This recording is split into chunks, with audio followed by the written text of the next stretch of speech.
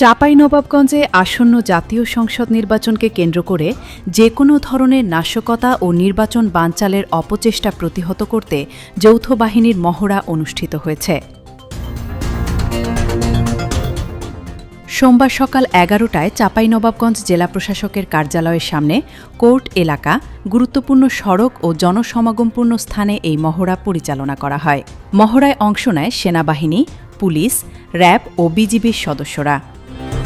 মহড়ার অংশ হিসেবে সন্দেহভাজন যানবাহনের তল্লাশি, চেকপোস্ট স্থাপন, নাশকতা প্রতিরোধ, পরিস্থিতি নিয়ন্ত্রণ এবং দ্রুত অভিযানের কৌশল প্রদর্শন করা হয়। এ সময় আইনশৃঙ্খলা বাহিনীর পক্ষ থেকে জানানো হয়, নির্বাচনকে ঘিরে কোনো ধরনের সহিংসতা, বিশৃঙ্খলা কিংবা অপতৎপরতা বরদাশত করা হবে না। প্রয়োজন হলে কঠোর ব্যবস্থা নেওয়া হবে। কর্মকর্তারা জানান, নির্বাচনের আগে ও পরে জেলার সার্বিক আইনশৃঙ্খলা পরিস্থিতি স্বাভাবিক রাখতে যৌথ বাহিনী সর্বদা সতর্ক অবস্থানে রয়েছে।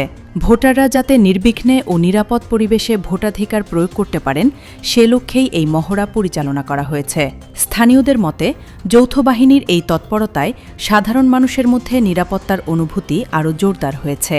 প্রশাসন সূত্র জানায়, নির্বাচন ঘিরে জেলার গুরুত্বপূর্ণ এলাকাগুলোতে নিরাপত্তা ব্যবস্থা আরও জোরদার করা হয়েছে এবং নিয়মিত টহল ও নজরদারি অব্যাহত থাকবে।